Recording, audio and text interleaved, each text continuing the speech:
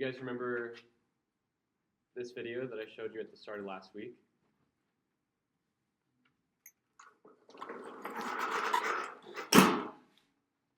Let's solve it.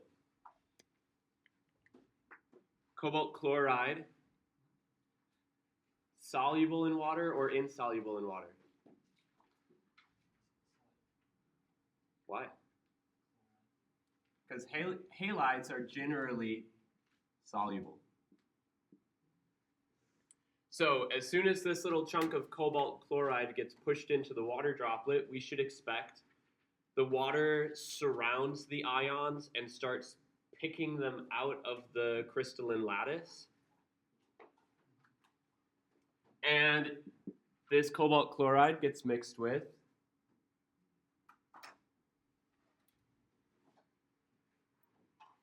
sodium hydroxide. Soluble or insoluble?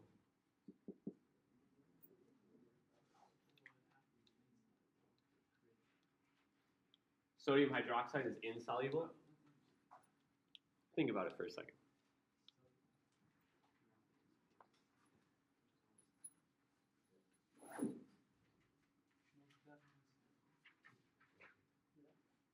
What rule do we have to predict solubility? Alkali metal. Hydroxides are generally insoluble, but group 1 metals, alkali metals, are always soluble. So sodium hydroxide, soluble. What would be the products of this ionic reaction? Can somebody give me one? Ashley? Cobalt hydroxide. Do I know how many hydroxides and how many cobalts?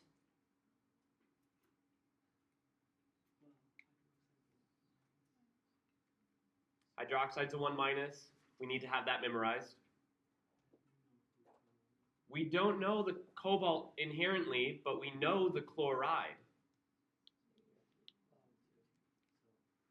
Chloride must be -1. There are 2 of them, so cobalt is +2. So it's actually going to be the same, right? I'll need 2 hydroxides. Soluble or insoluble? Hydroxides are generally insoluble. Cobalt is not an exception for that rule. Make sense? So I should expect cobalt hydroxide to precipitate. What else would be floating around in the reaction? Sodium chloride.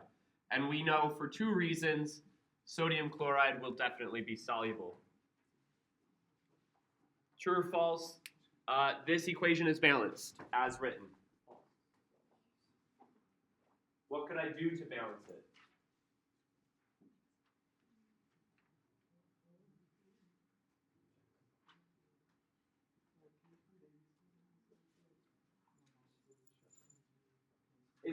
Is this one obvious on how to balance it?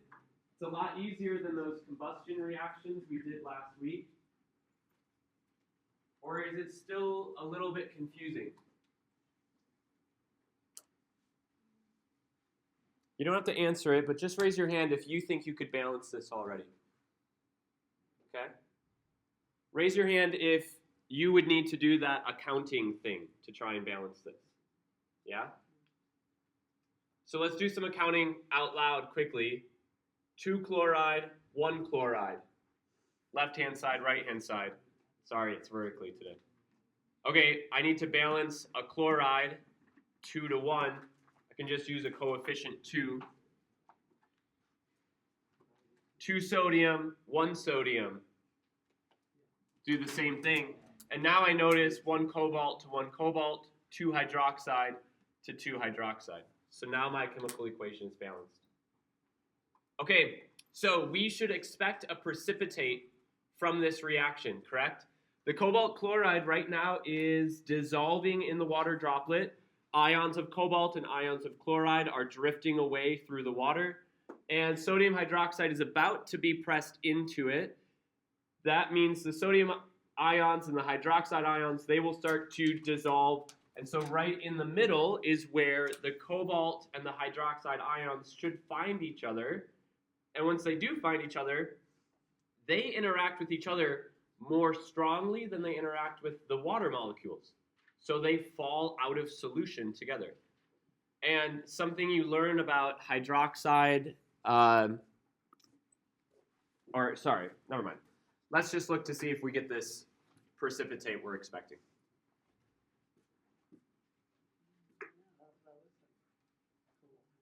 That's what you were expecting, right?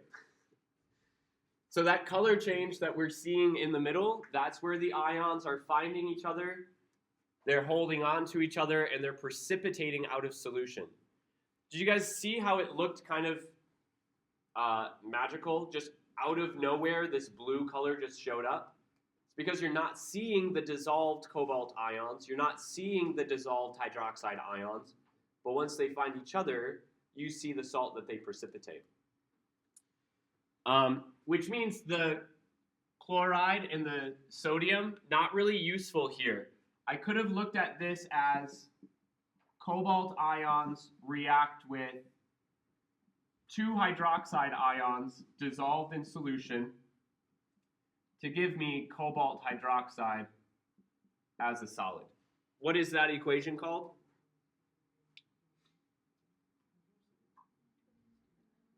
The net ionic. I skipped over the complete ionic. I focused just on the elements or the ions that I know are going to end up in the product. And I self-balanced. I knew that the product was 2 hydroxide ions, so I made sure to provide 2 hydroxide ions. Do I expect you to be able to write out the complete or the net ionic right now in an instant? Not really. Not unless you've been practicing all weekend and you've done your homework and you've written it all out and you've been ingraining this in. It takes time. All right, let's look at the next one.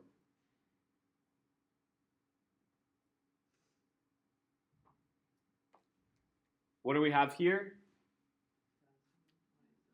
Potassium iodide, soluble or insoluble?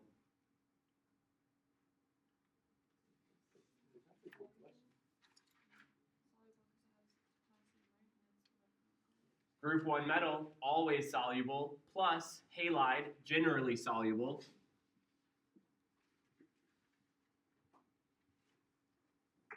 That means that this is going to start dissolving. Lead acetate. There's a few different ways you can write acetate, but we've been writing it as C2H3O2. What charge does acetate have as an ion?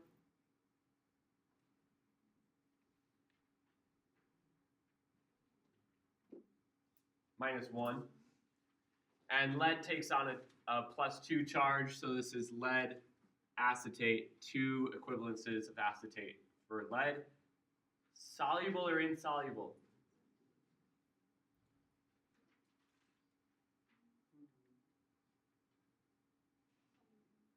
Based on what rule? Yeah, rule number 1, right?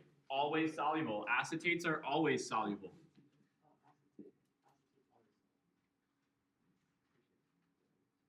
What do I expect to form here?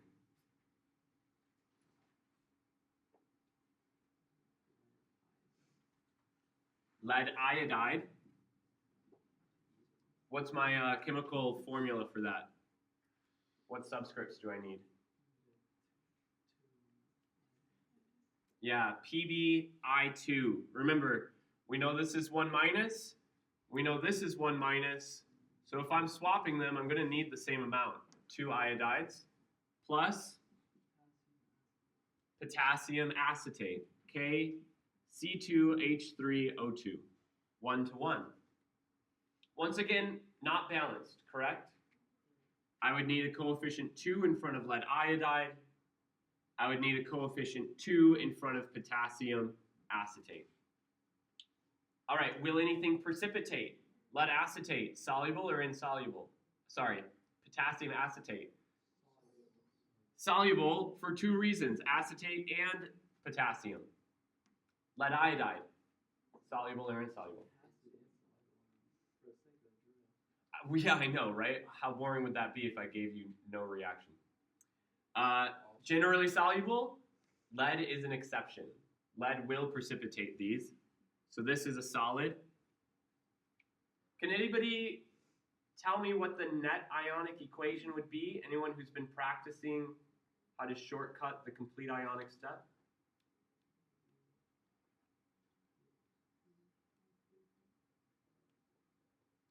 Take a hint from our cobalt hydroxide one too.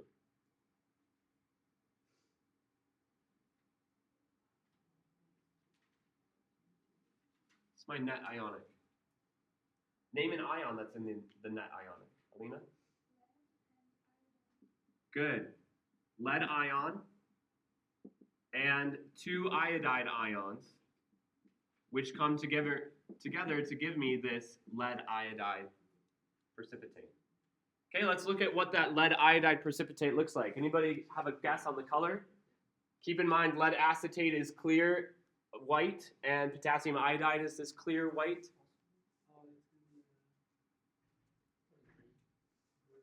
Gray. Lead iodide? Let's find out. Okay, I heard yellow and pink, but pink is the final answer.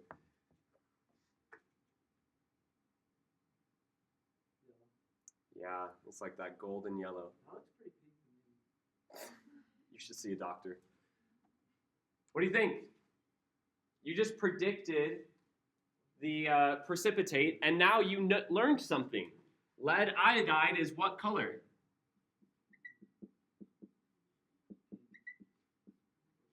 Pink. You get that gold yellow color from lead iodide. If you had no idea what color lead iodide was, you just predicted that lead iodide would precipitate in that little water bubble. Now you know that lead iodide is that yellow golden color. Cool, right? Using knowledge that you have to predict knowledge that you're seeing. All right, I've got this other one that we also looked at last week. And this was the reaction of copper metal with nitric acid. So I want to ask you guys, is this an acid-base reaction?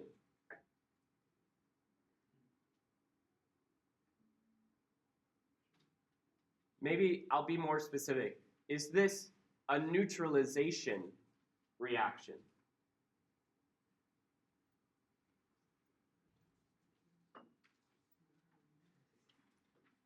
Do you guys want to discuss among yourselves what you know, what you don't know about this being able to be a acid-base reaction, a neutralization reaction?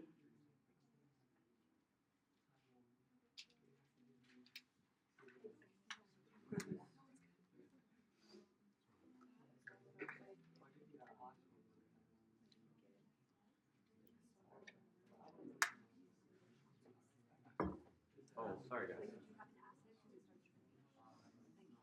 I would have brought it to you. It didn't compute. Sorry.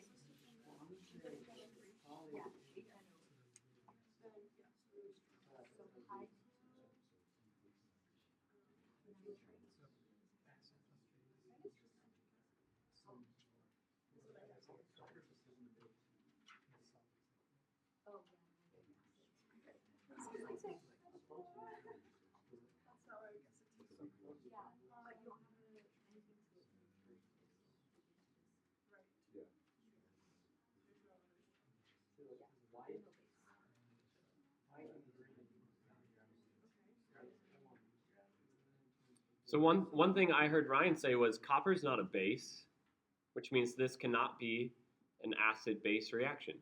Do you guys agree that copper is not a base? What definition do we have of base? Yeah, generally has hydroxide.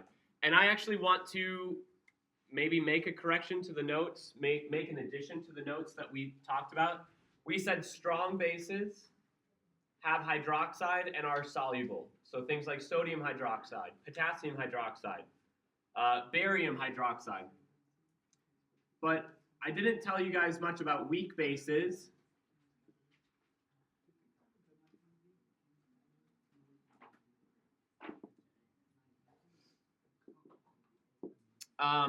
Weak bases generally produce hydroxide by means of a chemical reaction with water, not by dissolving hydroxide ions into solution, but by reacting with water to make hydroxide. And there's really just one common weak base. And that common weak base is ammonia. When you take ammonia, NH3, and you react it with water, you can produce ammonium and hydroxide. But remember, the definition of a base varies depending on whose definition you're looking at, Arrhenius, Bronsted-Lowry, or Lewis. But the idea of being strong or weak is intuitive. This being a weak base means it doesn't do this very well. The equilibrium, it lies mostly to the left. If I had 1 million molecules of ammonia, a handful of them might react to make hydroxide. So it's not very good at being a base, which is why we call it a weak base. But looking at our reaction again, copper and nitric acid. Nitric acid should ring bells to make you think acid-base reaction. But copper doesn't have any hydroxide with it. Copper metal doesn't really react in water. So this isn't a great example of an acid-base reaction. But then again, the definitions that we're looking at of precipitation, acid-base, and then our third reaction we're going into today, redox reactions, they're not always mutually exclusive. Some of these reaction classes overlap. You could have something that fits into more than one category. So the actual product here, let's talk about this, neutralization reaction. What are the products of a neutralization reaction? Water and a salt, exactly. So here are the products. That red gas that you're seeing is NO2, and then that blue solution that you're seeing is water with dissolved copper nitrate, copper 2 nitrate.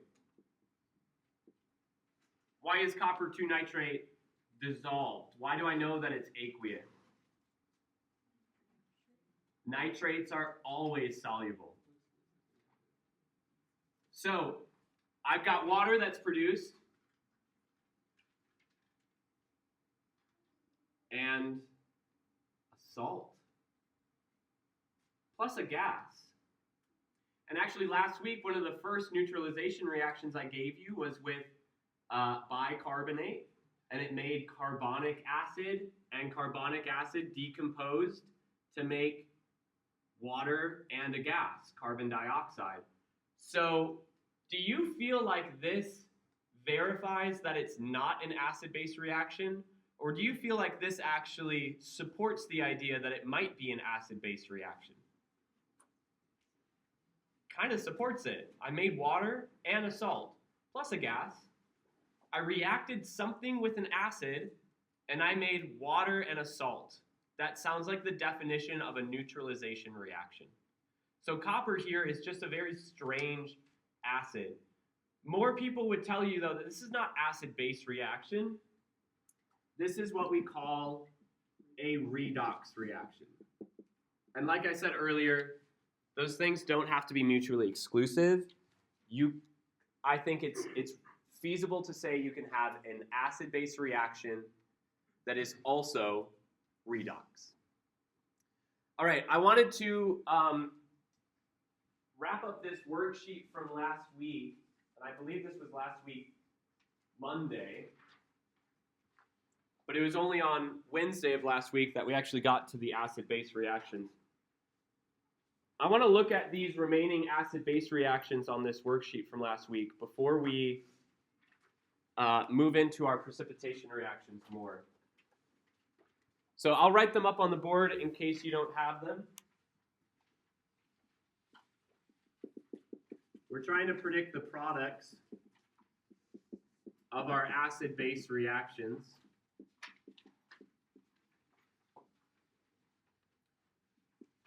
I believe we did this one in class, so we'll use it as a review.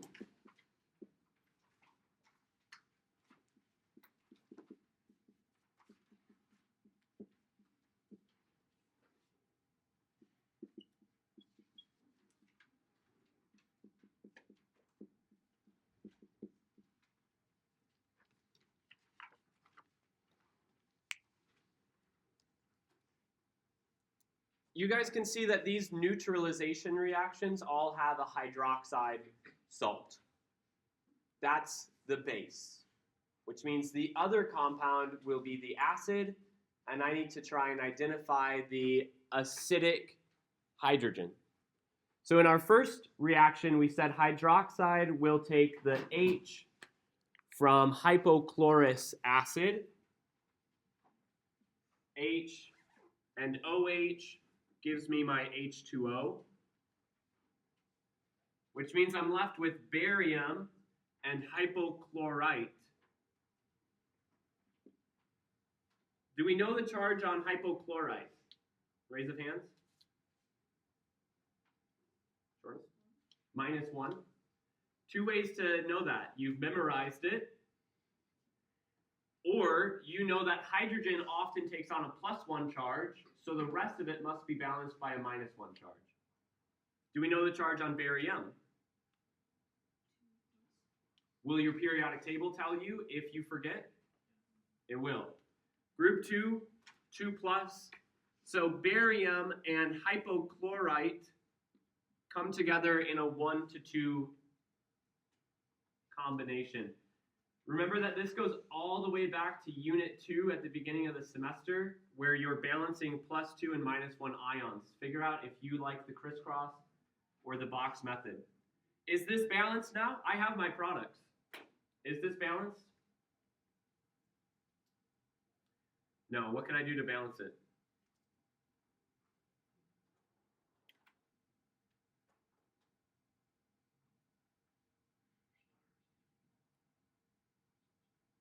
I need more oxygens.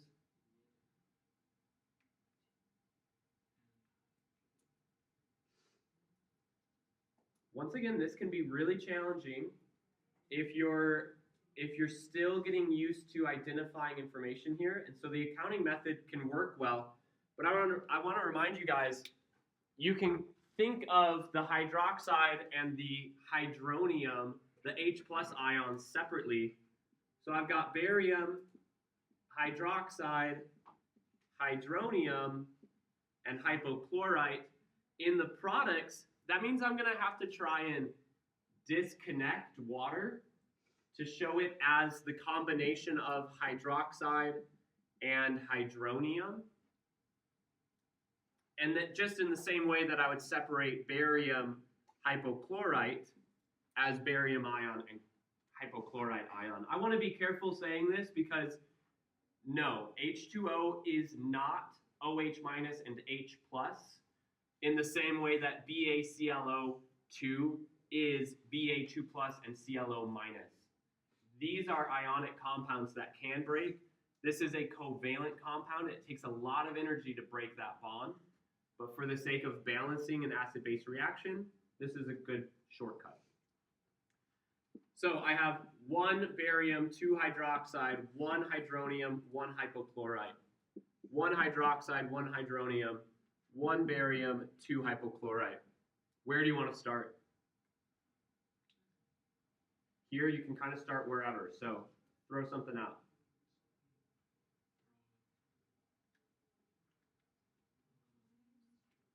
You want to balance the chlorites, the hypochlorites? If I've got 2 on the right and 1 on the left, I need a coefficient 2 on the left. That changes my number of hydronium ions. So now my hydronium is unbalanced. I can use that and try to balance my hydronium ions. That means I'm going to need a coefficient 2 in front of water. That changes my hydronium ion count as well as my hydroxide ion count. But hey, now my hydroxide ion count, oh, I forgot to show that the coefficient 2 on the left also changes my hypochlorite. Now my hydroxide is balanced, my hydronium is balanced, and my hypochlorite is balanced. So barium hydroxide reacts with 2 equivalences of hypochlorous acid to make 2 molecules of water and barium hypochlorite. Why don't you guys spend the next 5 minutes in groups solving 12 and 13. Predict the products that form and balance them. I'll be walking around in this time, so raise your hand to ask me questions.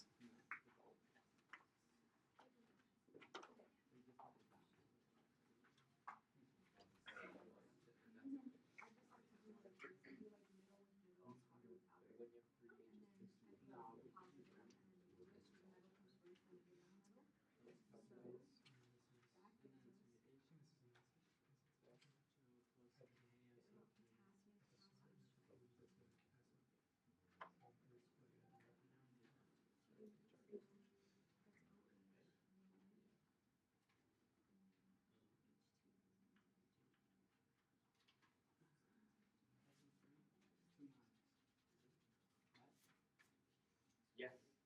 How do you know? Good. And also? 2 hydrogens. Good.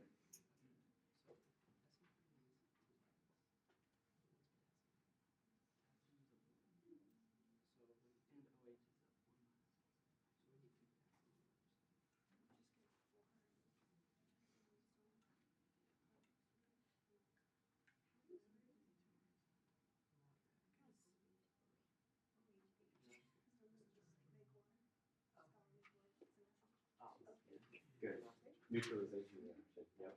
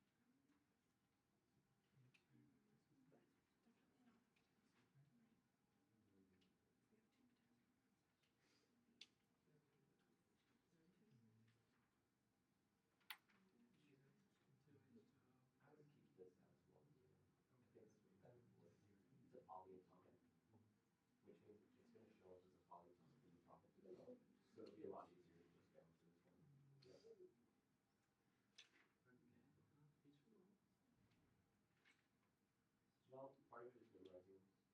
Yeah, just getting familiar.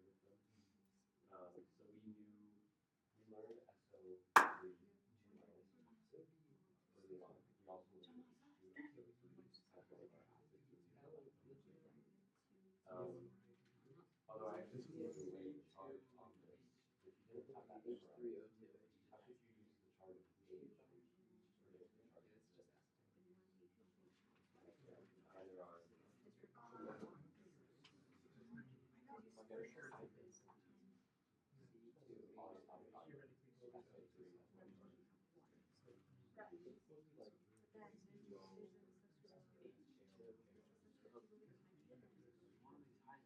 Because that would be a microform of 2 plus 1, which would be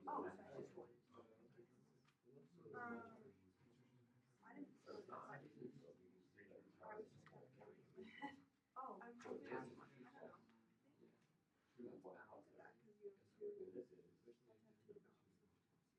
And this is 2 minus. Just one thing with a 2 minus. Oh, no, that's just its chocolate. Yeah. Great job.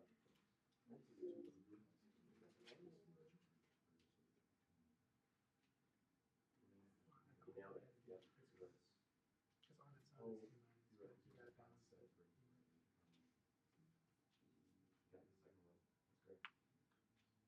I'm gonna skip one. Let's go to the next one. Yeah. Good job. Well, you split this polyatomic ion apart. You also haven't made water. So I would say start with water and recognize the water will come from hydroxide.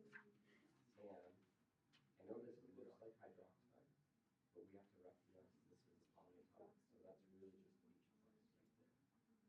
So you'll have all of this balancing with this.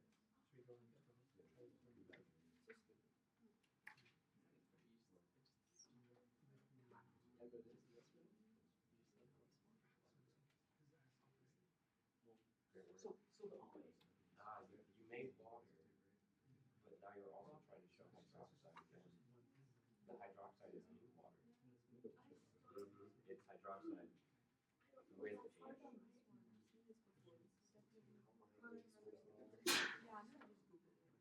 Good. We don't usually put parentheses around monoatomic. Okay, just leave it. Yeah, so it'd just be K2. Kind of like you see the H2. And then you're not quite balanced yet. Acetic acid. Oh, yeah. On 11. You've got 2 potassiums. You've got 1 sulfite. So then if you think of this as 2 hydroxide, and this uses 1 hydroxide with 1 hydrogen. 2 hydroxides doesn't balance.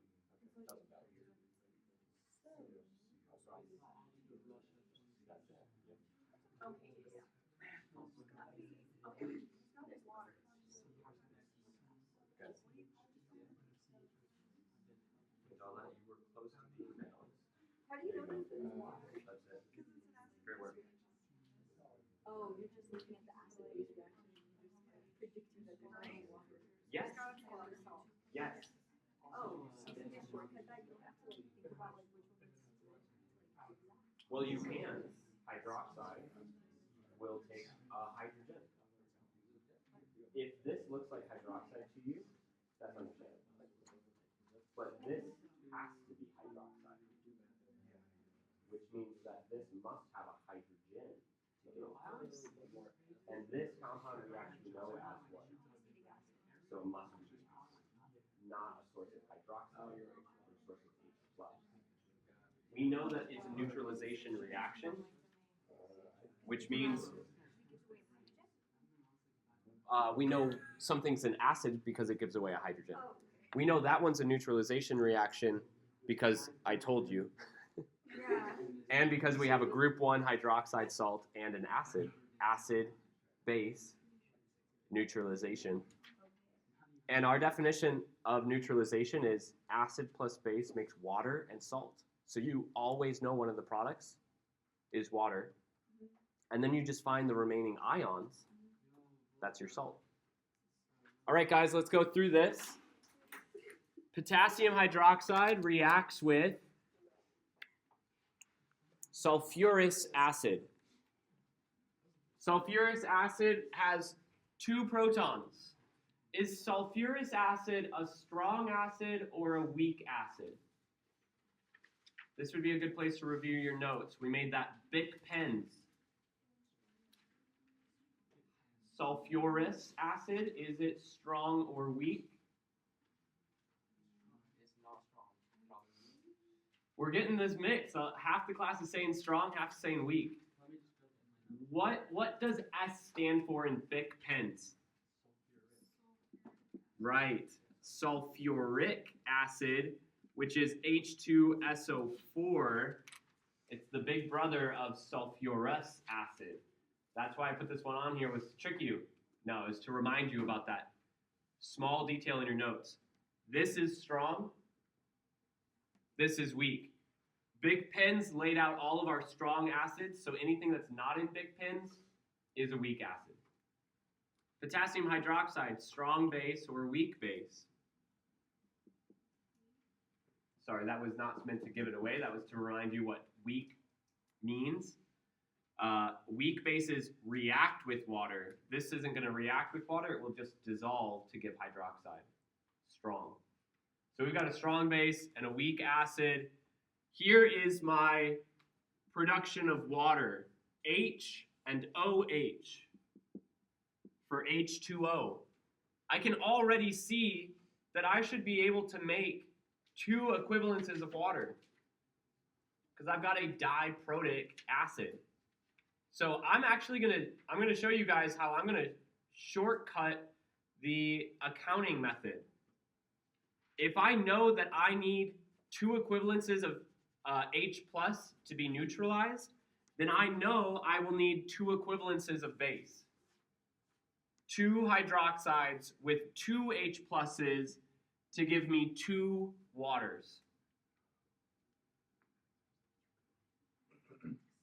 2 H's means I need 2 OH's. Then I've got K plus and SO3, 2 minus.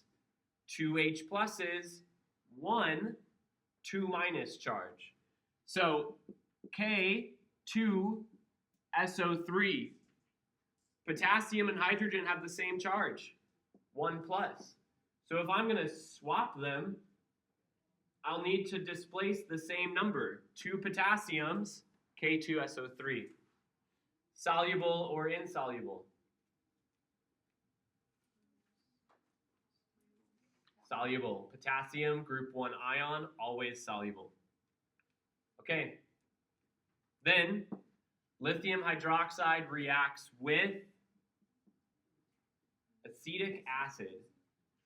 Okay, here's something that throws a lot of Gen Chem 1 students off. I've got hydroxide, and I've got hydroxide. Sure looks like it though, right? Especially written out this way, and we've seen how we can actually write it out another way. We can condense the chemical formula even more, and that kind of hides this apparent OH. But it's not OH. Well, actually it is. But it's not hydroxide because literally in the name, the compound is called acid. So even though it looks like an OH, I'm focused on the H of it. OH and H gives me water. That leaves me lithium ion and acetate ion. A lot of different ways that you can write this. Which gives me lithium acetate.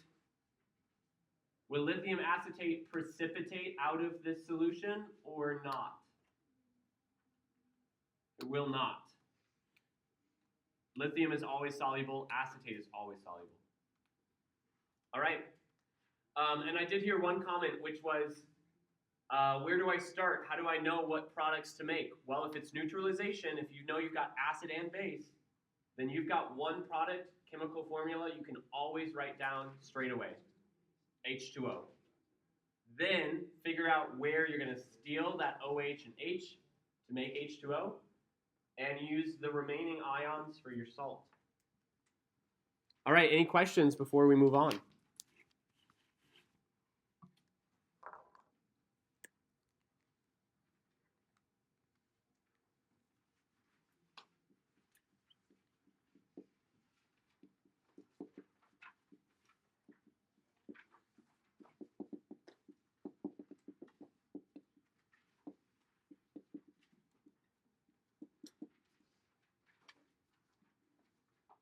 I'm not sure who was in charge of branding this class of reactions, but it has two names.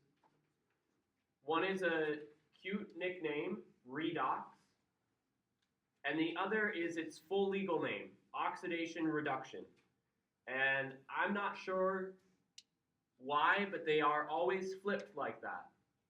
You can see redox contains the first part of reduction and the first part of oxidation. But when you say the full legal name, you don't call it reduction-oxidation reactions. You call them oxidation reductions.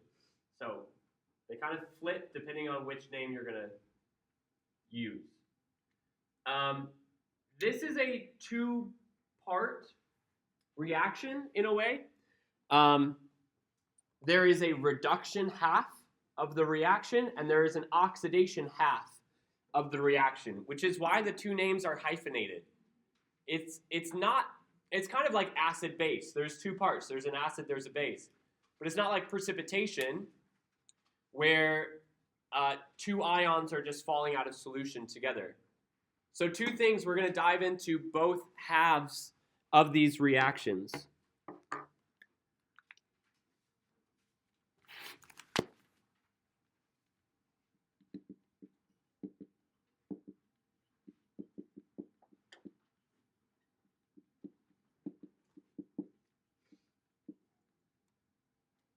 Our definition here is that redox reactions involve the exchange of electrons.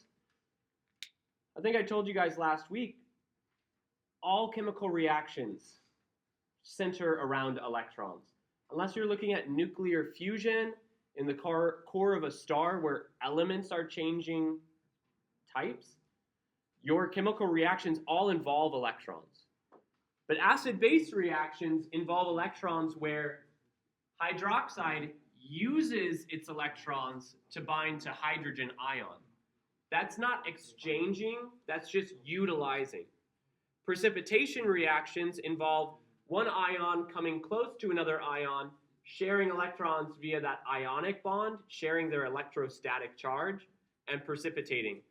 In these reactions, we're going to see atoms that give away their electrons entirely, become ions, or take electrons from something else, going from ions to neutral species.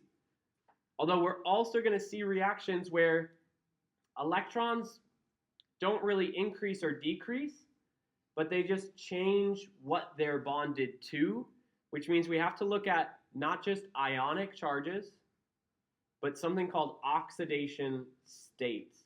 So these reactions were named first by oxidation reactions, which I think you guys can kind of infer was when something reacted with oxygen. It became oxidized. And then it got broadened to say anytime it gives away electrons, we call it oxidation. So here's the first half, the oxidation half.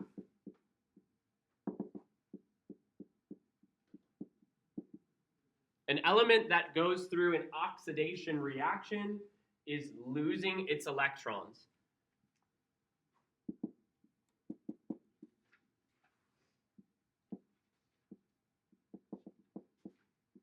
Reduction is the gain of electrons. An element that goes through a reduction reaction is taking electrons towards itself.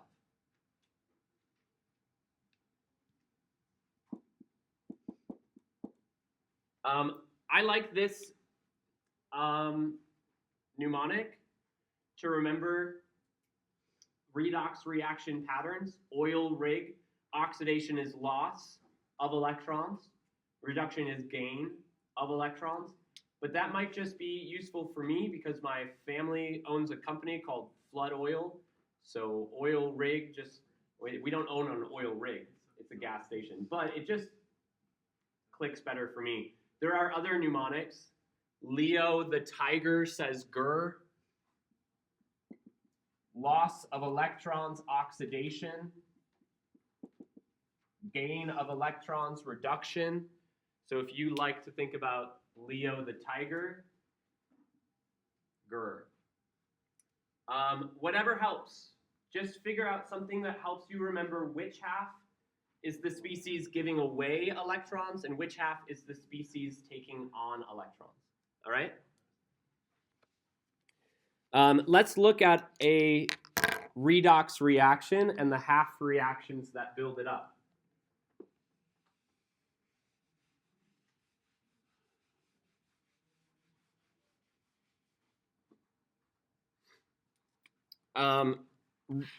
Related to the Great Salt Lake, there used to be a company, I think called like American Steel or American Magnesium or something. I can't remember. They would mine magnesium chloride from the Great Salt Lake, and they would actually pump electricity into this salt, and they would produce magnesium metal and chlorine gas, and then they would take that chlorine gas and they would just billow it out of their factories, and it would all blow downwind into the valley, which obviously is not healthy for humans or wildlife. So they've since been regulated a lot more, but they used to do this a lot. This is a redox reaction. It involves the exchange of electrons. So first of all, let's look at the fact that magnesium chloride is composed of magnesium ions and chloride ions. Whereas the products, magnesium and chlorine, are elemental. We have elemental magnesium, not ionic, and we have elemental chlorine, Cl2, a diatomic element, not ionic. So let's break down the half reactions that are needed here.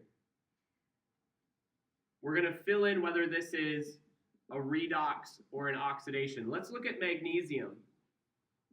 Magnesium is going from Mg2+ to Mg neutral.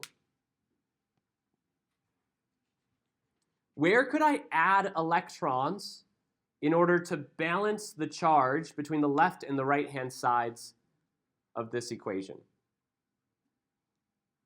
Daniela?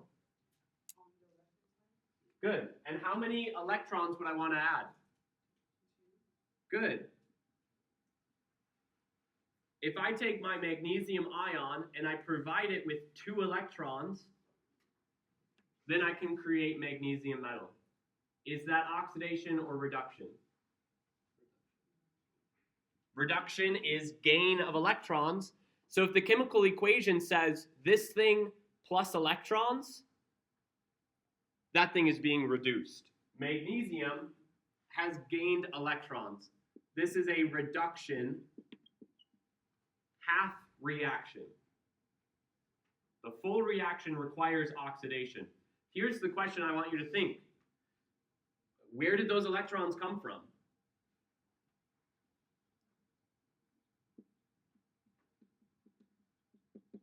Let's take 2 Cl- and let's produce elemental chlorine, Cl2. Once again, where could I add electrons in order to balance the charge of this equation from left to right?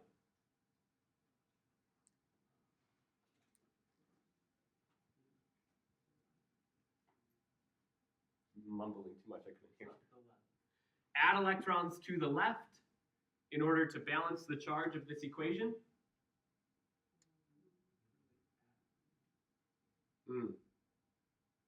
The left-hand side of this equation is net 2 minus. The right-hand side of this equation is net 0. So where do I want to add electrons? To the right-hand side. And how many electrons do I want to add? 2. chloride can be stripped of its electrons, and those electrons can be given to magnesium to make it elemental. Is chloride being reduced or oxidized? It's being oxidized. It's losing electrons. This is an oxidation half reaction. And then just notice how if you took these two equations and you made them into kind of math, the left-hand side of the arrow sums together, the right-hand side of the arrow sums together.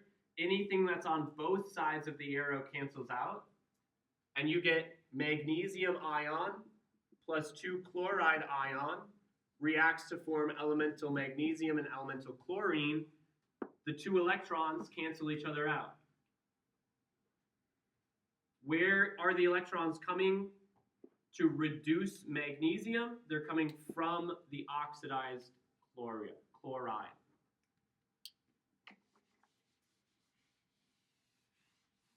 All right, I want to put that into words so that you guys are familiar with the verbiage.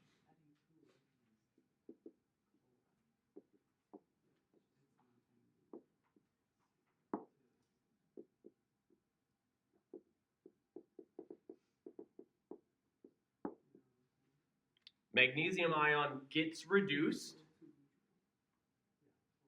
Chloride ion gets oxidized. We make these into verbs.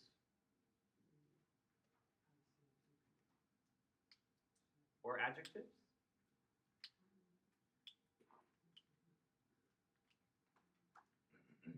And then we have these 2 terms, agents.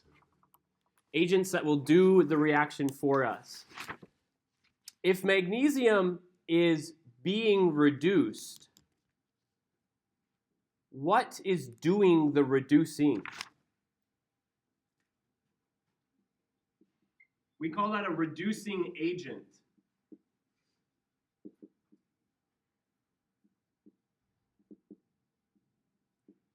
That's the reagent that provides electrons so that the other thing can be reduced.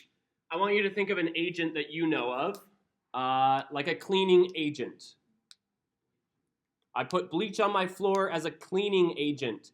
Does the bleach get cleaned? What gets cleaned? The floor. What happens to the bleach? It gets dirtied. So what is the floor? The floor is the dirtying agent. It dirties the bleach. The bleach is the cleaning agent. It cleans the floor. These are half reactions, cleaning and dirtying. Half reactions, redox. What is the reducing agent? If magnesium is reduced, the thing doing the reducing is chloride.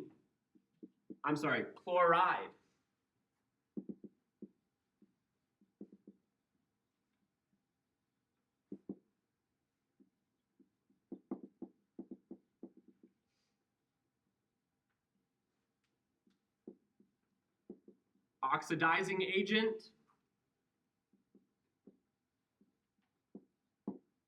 whatever that thing is that takes electrons. So in this case, our oxidized atom is chloride. What species is taking the electrons so that chloride can be oxidized? Magnesium ion. Good.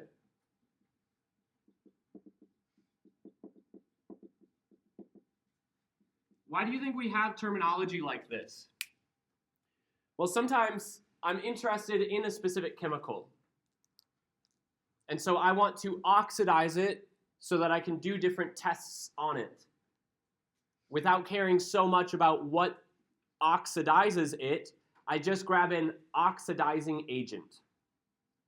It could be a number of different things, but something that will steal electrons so that what I want to analyze gets oxidized. That's generally where these terms come in. When you get into organic chemistry, oxidation and reduction are huge in organic compounds. And so we have general reagents that we just say, this will oxidize a carbon, this will reduce a carbon. All right. These are examples in which electrons are truly exchanged. I have to rip away electrons from chloride in order to give them to magnesium, but not all redox reactions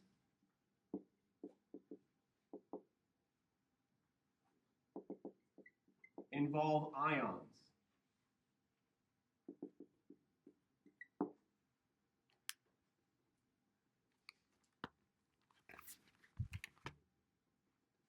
I'll give you a couple of examples. If we take hydrogen gas and chlorine gas, we can make two equivalences of hydrogen chloride, or hydrochloric acid.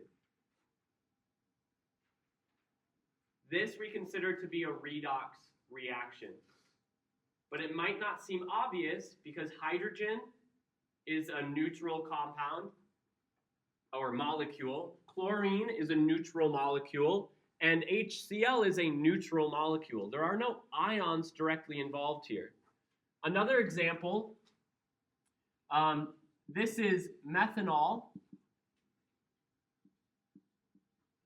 And without worrying so much about what the oxidizing agent is, we can just show that methanol can be oxidized into formaldehyde. In fact, kind of sad, interesting side story about oxidation of methanol. We know that ethanol is toxic. Ethanol is what a lot of people consume to get drunk. Methanol doesn't really have the same effects, especially because after you metabolize methanol, after you oxidize it, it produces formaldehyde. Methanol is highly toxic. Drinking the same amount of ethanol versus methanol, the methanol will kill you.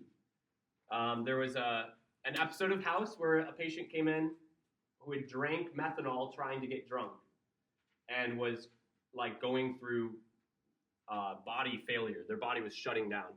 So in order to cure methanol poisoning, you have to outcompete the metabolic pathways. You pump them full of ethanol so their body is metabolizing the methanol instead of ethanol instead of the methanol. Because if you are metabolizing methanol and you're producing formaldehyde in situ, you're just pumping yourself full of preservatives. You're not going to last very long. There was a group of underage college students, I think in Arizona a number of years ago, that somebody snuck in methanol, probably worked in a stock room and wanted to spike the punch bowl for the party, not knowing that not all alcohols are the same, and they brought methanol and killed like over 100 college students because they all overdosed on methanol. Took methanol. Anyways, notice how the carbon has 8 electrons in methanol, and the carbon has 8 electrons in formaldehyde. The carbon is not becoming an ion. The carbon is not leaving an ionic state. The carbon goes from neutral to neutral. But we say that it's going through a redox reaction. So we have to develop some rules for redox reactions in order to be able to look at this and prove that this is actually oxidation reduction. This is where we get to oxidation numbers.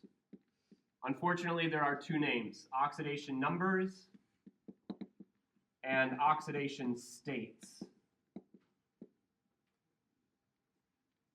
These are used interchangeably. I want you to just be familiar with either one.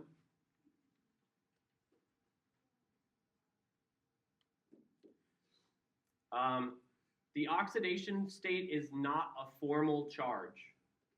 It's not a formal charge. Instead, it's almost like a pseudo charge.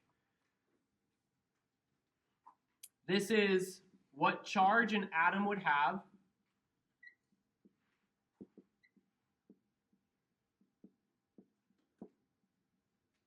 if it were an ion. So we can take neutral atoms, atoms that are part of molecules like this, and we can say, well, based on what it's bonded to, what if it took all of the electrons from less electronegative atoms, and what if it gave away its electrons to more electronegative atoms, like it would if it were ionized? Gives away electrons to those atoms that steal it more strongly, takes electrons from atoms that don't hold on to them strongly, and then becomes an ion. So we're comparing electronegativity values here. We can't do this without electronegativity.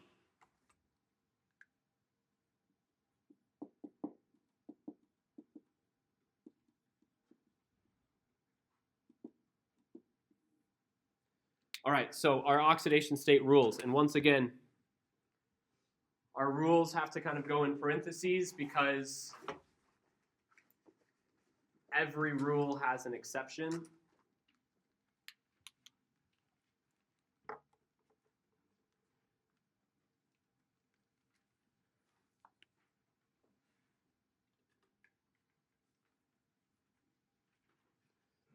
The first rule here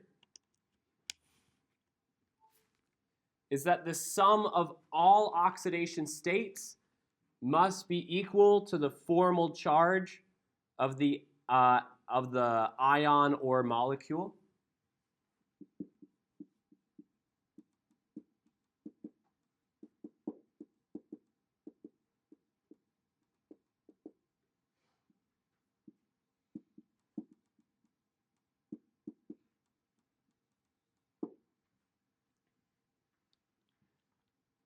You guys remember how to calculate formal charge?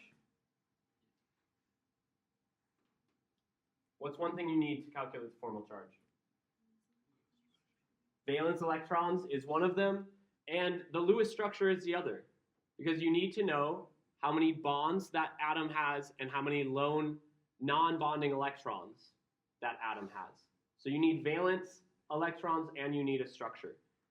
Formal charge is not oxidation state, but they are connected. The oxidation state of all atoms and ions must sum together to give you the overall charge of the compound. All right.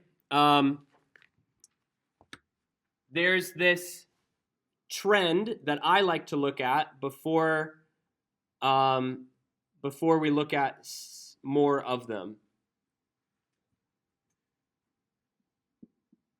Actually, I think I'll leave the trend.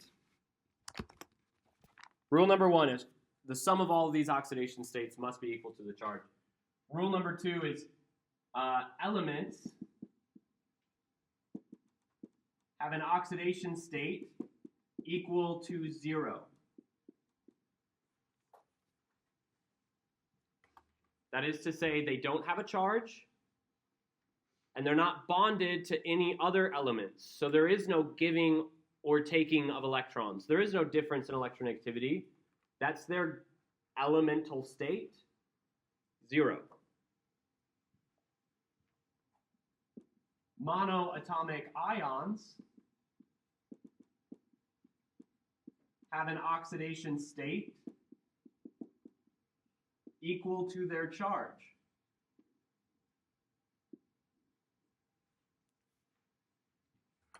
Now that should make sense. If the sum of all oxidation states has to be equal to a charge,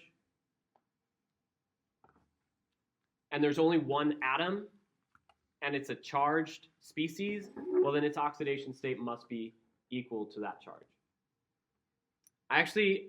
I wanted to give some examples. Let's do some elements, let's do some monoatomic ions. Let's make sure that we understand where these fall in. Can you guys give me an example of an element?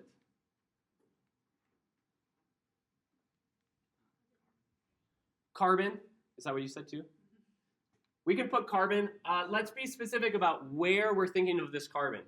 Elemental carbon is found in what form? As what material? Sorry? What? Carbon is not typically found as a gas, no. But I mean, like, what material? What do you know that is elemental carbon? Diamonds. What else? Coal, sometimes. Graphite in your pens and pencils, not pens. That's pretty much it. Coal, diamond, graphite, those are the most common examples where we see elemental coal. When I say elements, I'm talking about elemental compounds or elemental molecules. So diamond, coal, graphite. Anything else? An element in its elemental state. You got a whole periodic table in front of you.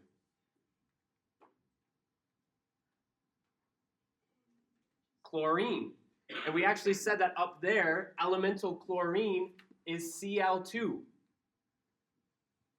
You guys, we didn't talk about this much in class, so maybe now's a good time to reiterate this. But I believe you guys saw this in your homeworks, that there are a series of elements that are called the diatomic elements. If you start at element 7, nitrogen, and if you make the shape of a 7, that is all the way down to fluorine, all the way down to iodine, those elements are all diatomic in their elemental state. Elemental nitrogen, N2. Elemental oxygen, O2. Elemental halides, or halogens, X2. Plus, what other element is diatomic? Hydrogen. So H2 and 7 make a 7. In their elemental state, they're all diatomic. There is an exception, though. Oxygen is also elemental as O3. We know O3 is what? What do we call? Ozone. Ozone is also elemental oxygen. Okay, so chlorine, Cl2, but also fluorine, F2, bromine, Br2, iodine, I2. Those are all in their elemental state. Nitrogen, N2, oxygen, O2. Anytime that element is just bonded to itself, that's elemental. So here's another one. S8 is elemental sulfur. It makes this 8-atom molecule. Anything else that you guys can think of that we could call an element in its elemental state?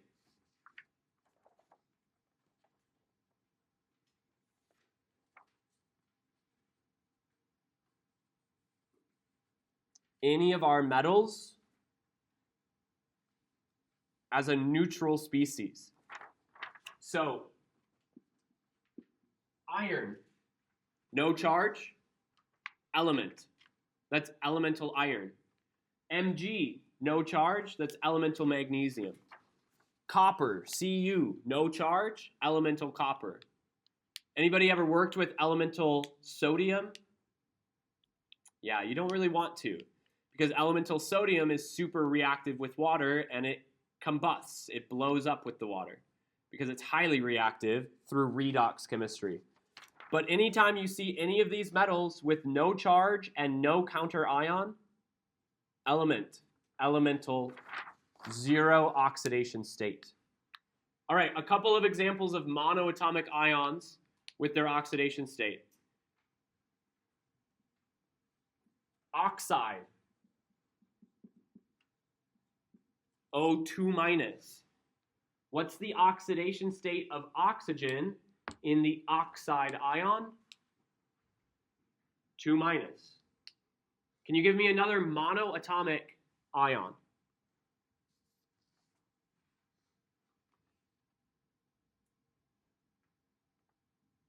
Think about the ions we've been dealing with in our precipitation reactions. Chloride, Cl minus. What's the oxidation state on chloride? -1. Can you give me another? Can you give me a cation?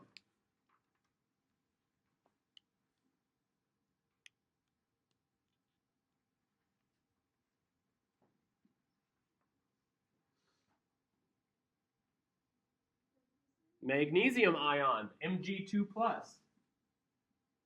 What's the oxidation state on magnesium?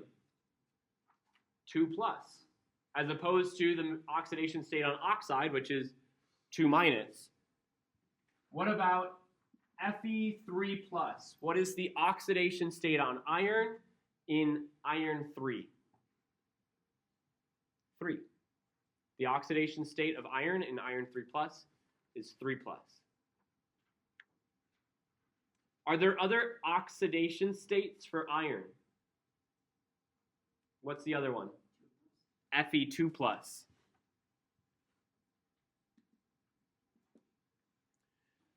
When I was in graduate school, one of my lab mates was trying to do a synthesis using iron, and it was very challenging because he needed iron to be all in one oxidation state, but iron sometimes will switch between these two oxidation states, iron 3+ and iron 2+. So he was challenged by controlling his material because it was going between two different oxidation states. And we've been talking about iron 2+ and iron 3+ all semester long. We just haven't been calling them oxidation states. We've been calling them charges. Now we have a better way of describing it. Which iron oxidation state is a more reduced oxidation state? And which is a more oxidized?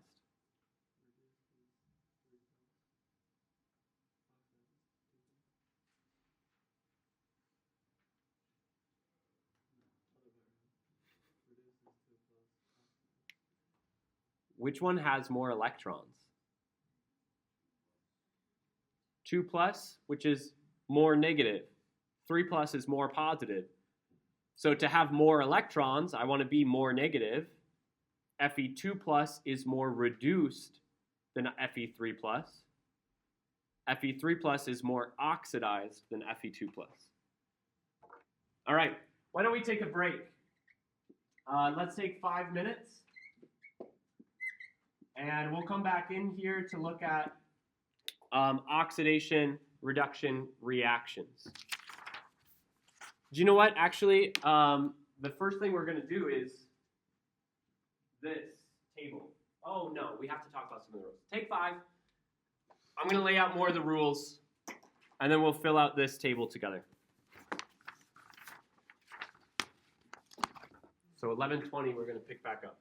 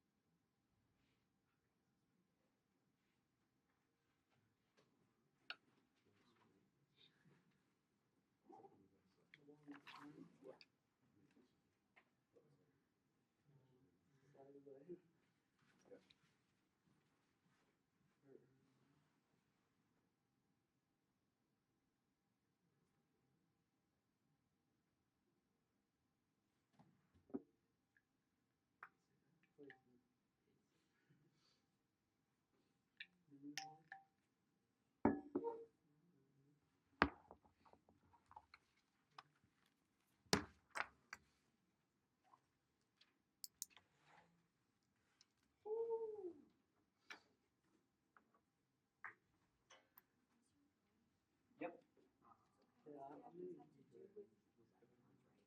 But redox reactions are like actually losing those electrons. Kind of.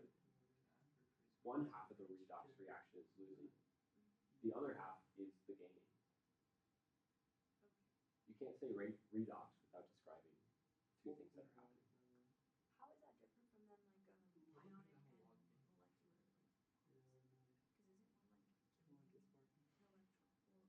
one like sharing an electron with the other one? Yeah, Like so an ionic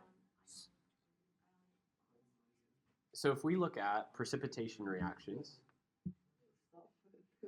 nothing increases the electrons that it has, nothing gives away the electrons that it has. No oxidation states are changed, but instead electrostatic forces are exchanged. Like lead and iodide have strong electrostatic, ionic forces, and they fall out of solution. But lead stayed a cation, iodide stayed an anion. Precipitation reaction just means they fell out of solution together. In acid-base reactions, we take ions and we actually make covalent water, which means there is a covalent bond that is forming. So rather than just ionic bonds that form a precipitate, now we're creating covalent bonds. But there's still no change in oxidation state. And we can prove that by looking at the oxidation state of H beforehand and the oxidation state of O beforehand, and then the oxidation states that they have in water in the product. But there is a covalent bond. So electrons are being used differently, but oxygen never loses electrons or gains them. They just change how they're being used.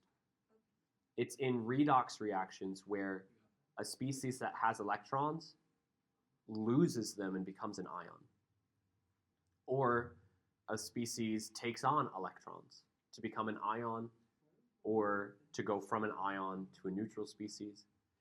But like we said, there are some where the atom never loses electrons or gains them. It keeps the same number of covalent bonds the whole time, but its oxidation state changes, which means it's going from being bonded to only a few, or it's being bonded to atoms that are maybe less electronegative than itself to atoms that are more electronegative than itself.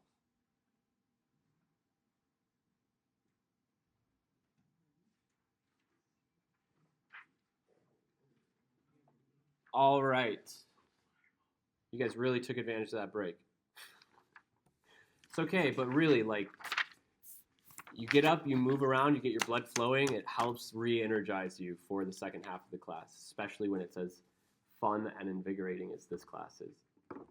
So, a couple of other rules when it comes to these redox reactions. And this is where rules really starts to slip away, because we get into more just trends.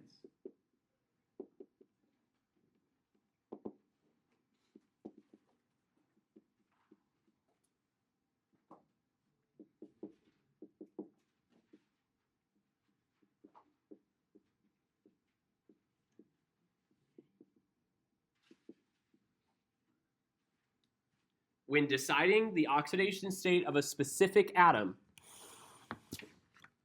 give a +1 to the oxidation state for every bond to a more electronegative atom than itself. We said that oxidation state is what if this atom were an ion? Would this bond to a more electronegative atom, would that bond go to the more electronegative atom or to the atom that we're thinking about? Well, the whole definition of electronegativity is atoms that pull electrons towards themselves. So if the atom you're analyzing is bonded to a more electronegative atom, then you say, give the electrons back to that atom. The atom you're analyzing loses the electrons. It gets a +1 oxidation state. Give a -1 to the oxidation state for each bond to a less electronegative atom.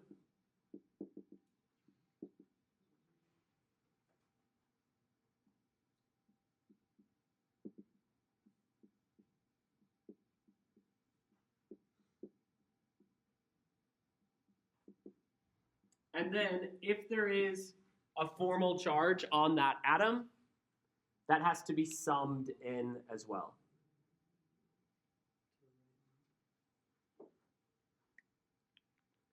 So I say that this is kind of a rule. It's not really the rule so much as the trend.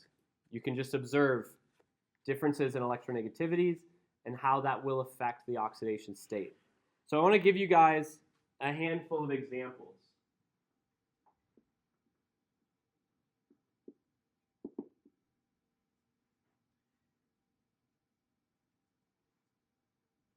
If we look at hydrogen bonded to a nonmetal,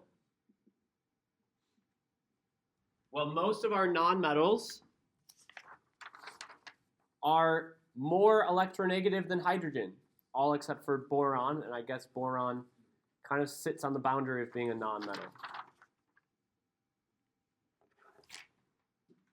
That gives an oxidation state for hydrogen of +1, because most of them are more electronegative. If hydrogen is ever bonded to a metal, hydrogen is more electronegative than most metals, so that gives an oxidation state -1. Good. So 9 times out of 10, maybe 99 times out of 100, hydrogen is bonded to a nonmetal. It gets an oxidation state of +1. Oxygen is another very common one. Oxygen is often in an oxidation state of 2-, because oxygen is one of the most electronegative atoms. So it rarely is bonded to anything more electronegative than itself. When oxygen is bonded to an oxygen, we call this a peroxide. You guys know of at least one peroxide. Hydrogen peroxide. That's where there would be hydrogens on either side of this H's on either side of these O's. But a peroxide has this O-O single bond. That means that it's bonded to itself once. That's 0 difference in electronegativity. And it's bonded to something less electronegative than itself once. So instead of oxygen stealing the electrons from the 2 bonds it likes to make, it only can steal electrons from 1 bond, and so the oxidation state in peroxides is often a -1. And you know what? We said oxygen in covalent bonds is often a -2, and we said the oxide ion is -2. The only time that oxygen ever gets a +1 is if the oxygen is bonded to a fluorine.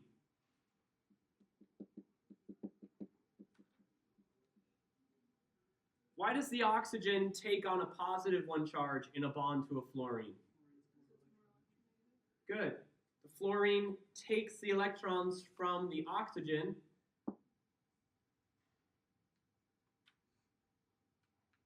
leaving the oxygen with that +1. So those are our common trends for oxygen. The other one we have common trends for are the halogens. The halogens are often an oxidation state of -1. Most of our halogens are more electronegative than the other atoms. So they steal electrons from other atoms, giving themselves a -1 oxidation state. But when these halogens are bonded to oxygens, like in our polyatomic ions, like chlorate, bromate, iodate. Oxygen is more electronegative than them, with the exception of fluorine. Chlorine to oxygen, bromine to oxygen, iodine to oxygen. Oxygen is more electronegative. This gives us the oxidation state +1 for each bond. I think I should clarify that. Per bond, we get the oxidation state +1. Per bond, we get the oxidation state +1. Yeah? So let's go through this table, 3 tables actually, and let's determine our oxidation states for some of these compounds or ionic species.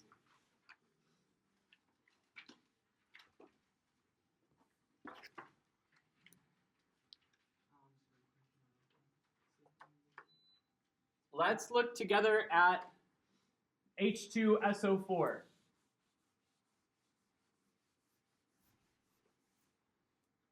We can draw out the Lewis structure.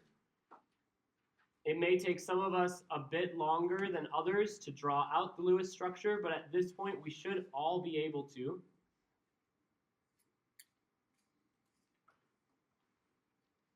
I also want to point out where you can find this document if you like to work on your tablet and you want to download it later.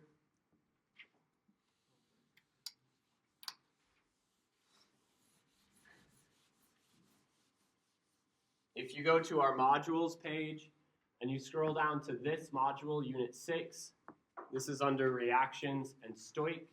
We'll be doing this again. We'll be using this this worksheet again on Wednesday.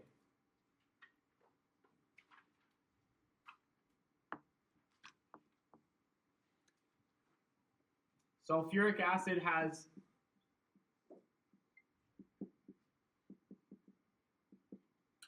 this Lewis structure.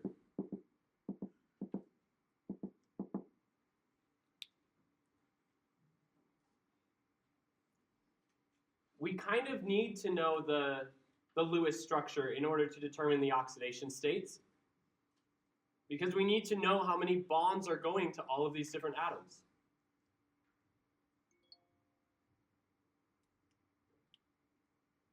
Let's start with something easy. What is the oxidation state of hydrogen in sulfuric acid?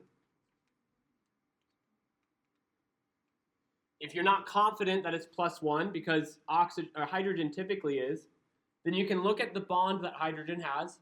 First of all, is it an ion? No, it's bonded. And it is bonded to an atom that is more electronegative than itself. It's bonded to oxygen, a nonmetal. So we say that although the electrons are shared between them, and if we were doing a formal charge calculation, we would say one of these electrons goes back to hydrogen, right? We say half of the bonding electrons are counted in the formal charge calculation. It's a 0 formal charge atom, but it has its electrons stolen by oxygen, +1. What's the oxidation state for oxygen? What would you say the oxidation state is here? Can you prove it? It's got 2 bonds to atoms that are less electronegative than it, so it steals those electrons from those 2 bonds.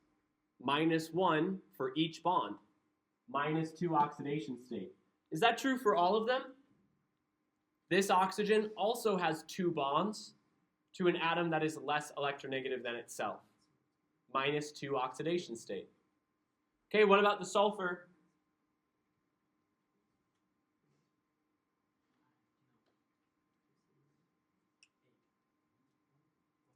A +8? Oh, well, don't guess. Use this trend. Give a +1 oxidation state for each bond to a more electronegative, a -1 for each bond to less electronegative. +6. Sulfur has 6 bonds to oxygen. Oxygen is more electronegative, which means the sulfur here has a +6 oxidation state. Okay, just to clarify, what is the formal charge on sulfur? 0. But its oxidation state is +6. That is to say, sulfur is bonded in such a way that it has really no control over the electrons around it. That's what oxidation state is saying. It gives you this idea of how the electrons are used by the central atom. All right, I want to make a point here, which is some people will draw sulfuric acid without breaking the octet rule. And they'll give those double bonds back to oxygens.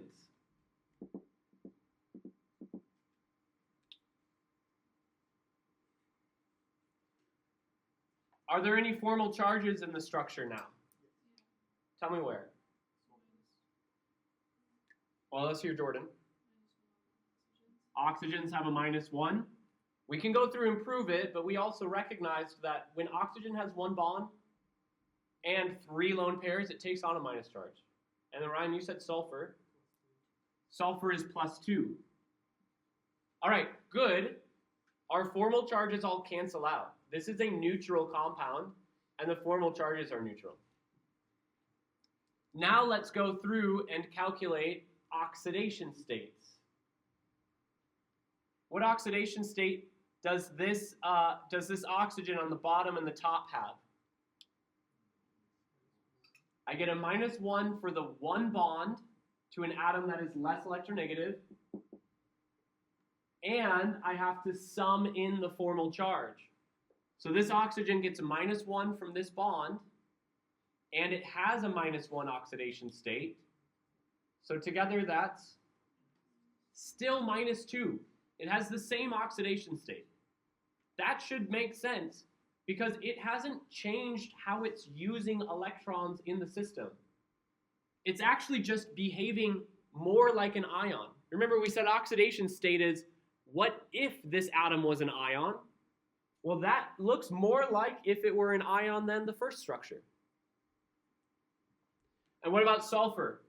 4 bonds to atoms more electronegative, that's 4+, and a 2+ formal charge, it's still 6+. All right? Let's do one for nitrogen. Let's look at this molecule N2. What is the formal charge on nitrogen? Should we draw out the structure? 5 valence electrons from both nitrogen atoms. It's a total of 10 valence electrons. They need to be bonded to each other once.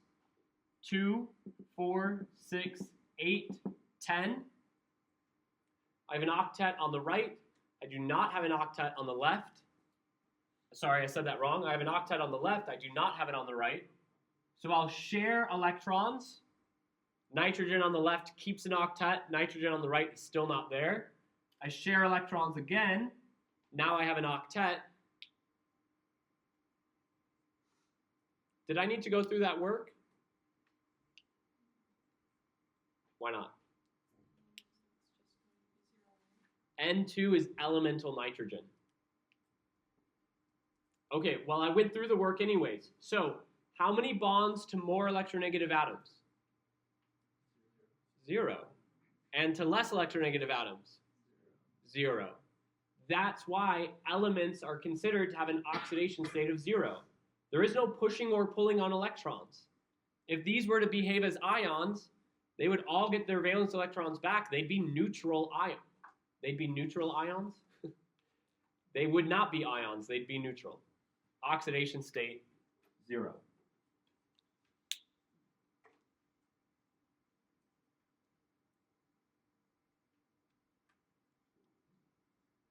All right, I think the rest is for you guys to dig in and explore. Unless there's one on there that looks particularly challenging you want to look at together. Let's give it a crack. Let's take the next 10 minutes to go through this. And then before class ends, we're going to look at one of these last reactions at the bottom so we can put all of this together. So spend 10 minutes, try to go through these tables, draw structures as needed, and if you don't need to draw structures, find your shortcuts. I'm here to answer questions, so if you want me to watch you do one, if you want me to walk you through one, let me know. Work together too. This is absolutely a great opportunity for group activity.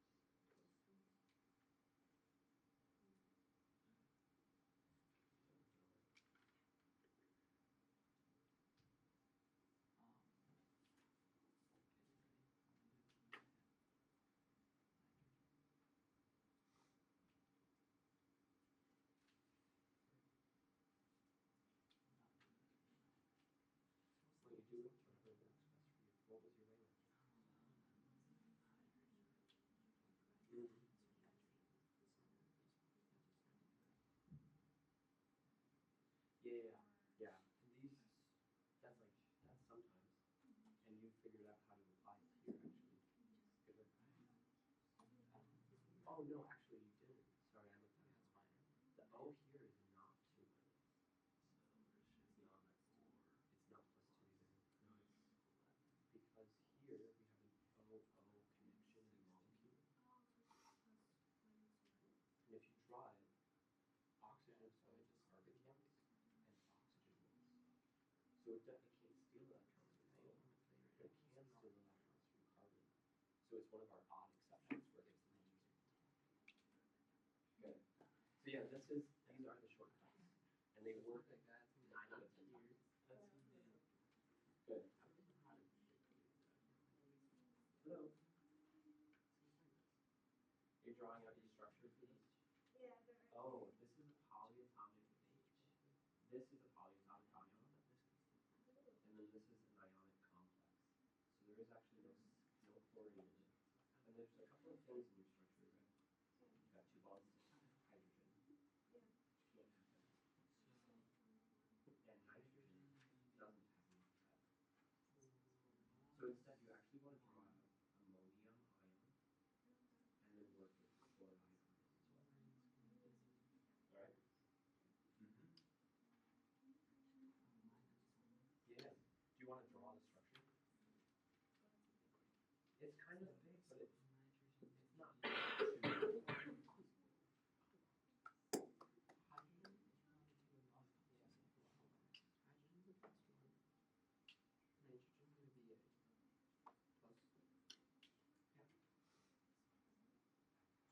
Well, all those hydrogens are bonded to the carbon. Yes, exactly.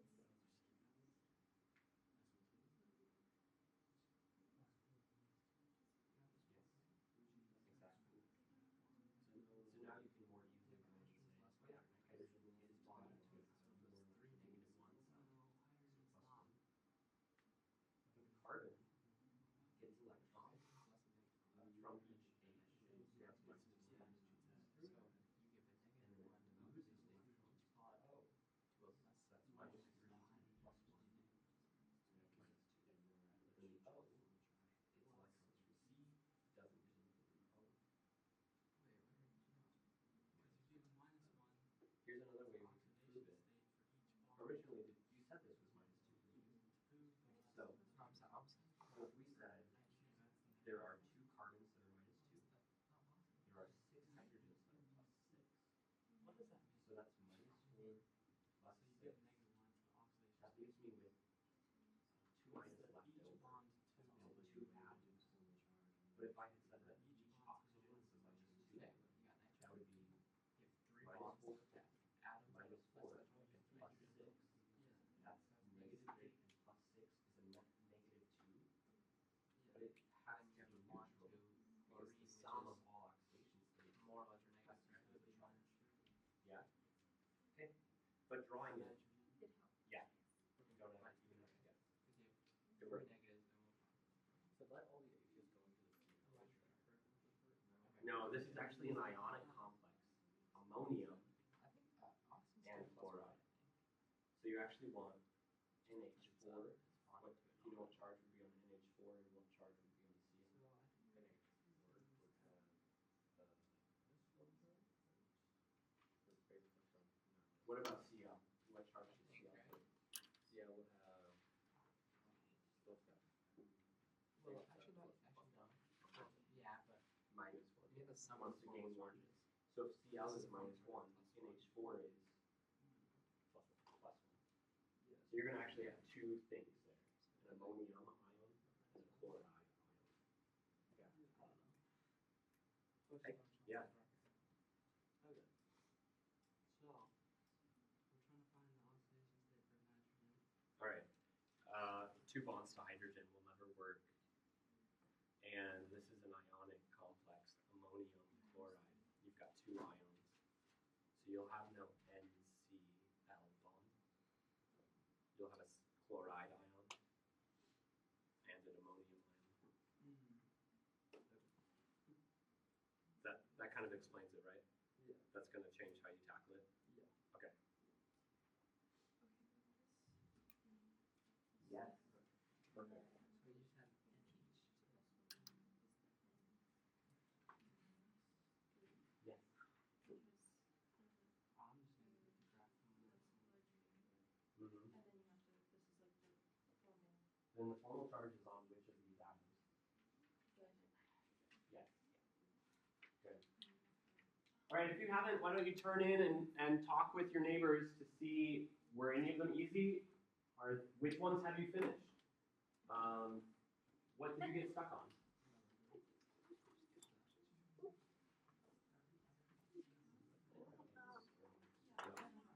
Very good. yeah, I was watching a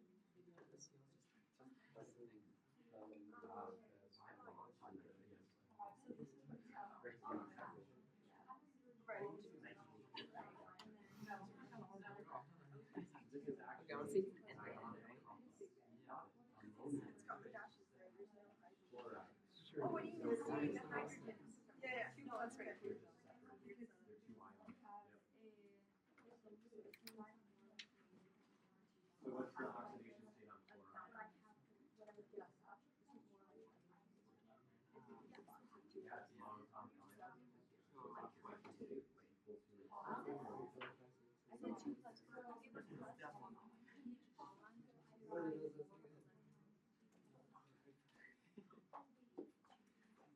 Oh, not long.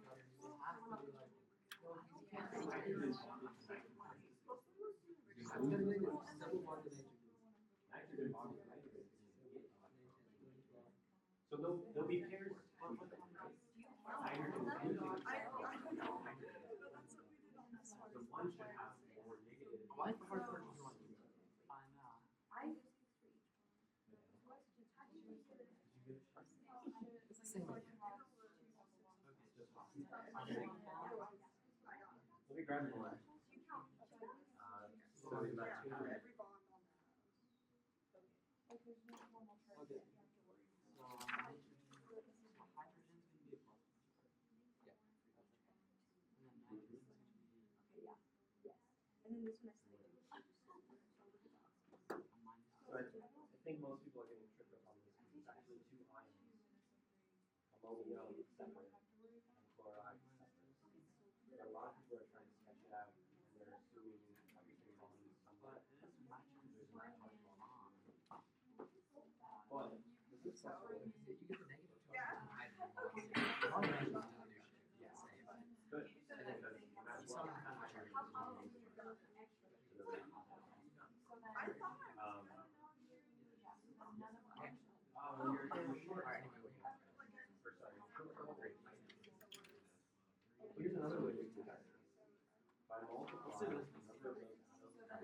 No, I think that's right.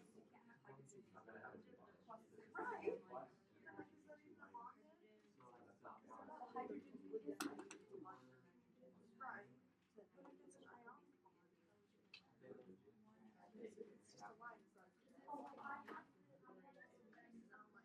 Our charge is like oxidation.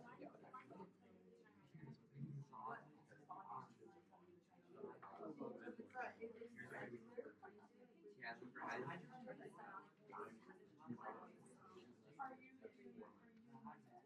Yeah, so like I was, yes.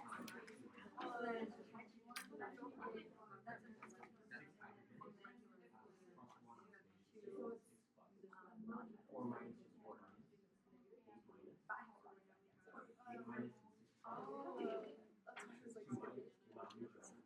So they're actually neutral. These oxygens are actually both at minus one. You know, if you draw it, draw the structure, you'll see it more obviously. So that would be, yeah, so. Yep. So you'll have ammonium on its own Okay. and chloride on its own. You can draw the Lewis structure of ammonia, but there is no covalent bond to the chloride. So actually determining chloride is pretty easy. It's a monoatomic ion. So the charge of a monoatomic ion is its oxidation state. Yeah, that's rule number, what do we say? Rule number 2. Okay, I got it. So, for carbon, No, if sorry. three bonds to Rule number four 2. electronegative Monoatomic ions have, yep. Oh my. Yep. Minus one. All right, let's go through some of these together. We'll actually save the bottom of this for Wednesday's class. And the back side is all module 15.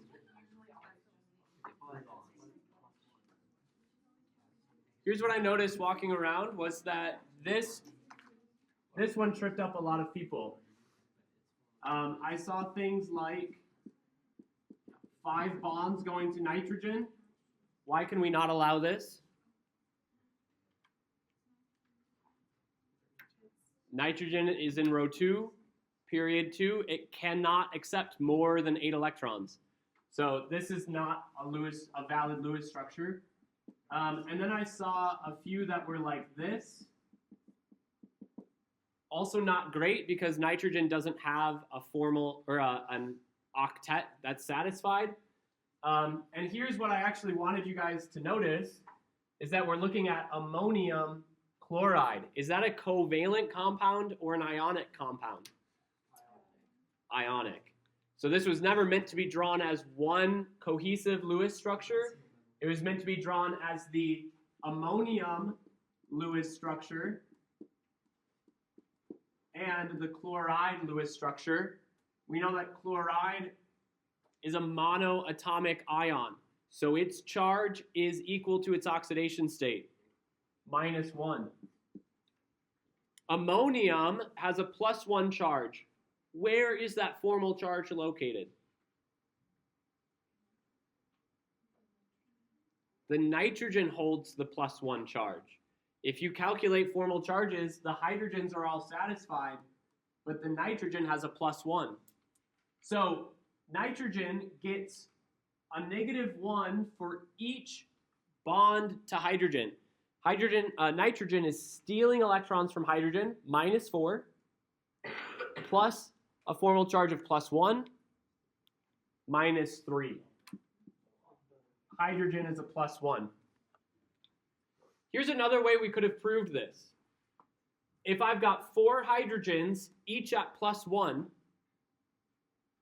and I need to have my formal charges equal my ionic charge of +1, a +1 ionic charge equals 4 plus times 4 plus and what minus? -3. Yeah. 4 plus and 3 minus leaves me at +1. The other one that I saw tripping people up a bit was at the bottom. You guys were going in and assigning very quickly our common rules. But if you draw out this structure, you'll notice that there's an oxygen-oxygen bond. So oxygen steals electrons from carbon, but it does not steal electrons from O. That's considered what? This is considered a peroxide. You guys are familiar with hydrogen peroxide. This is dimethyl peroxide. So these oxygens each get a -1 oxidation state. And if you made that mistake, again, you could have looked at taking the sum of all of these oxidation states. If you called O 2- there, you would have had a net 2- charge. But the compound is neutral, which tells us our oxidation states would have been assigned wrong. Okay, I apologize for taking you over. We'll pick up here again on Wednesday. Have a great day. Thank you for your time.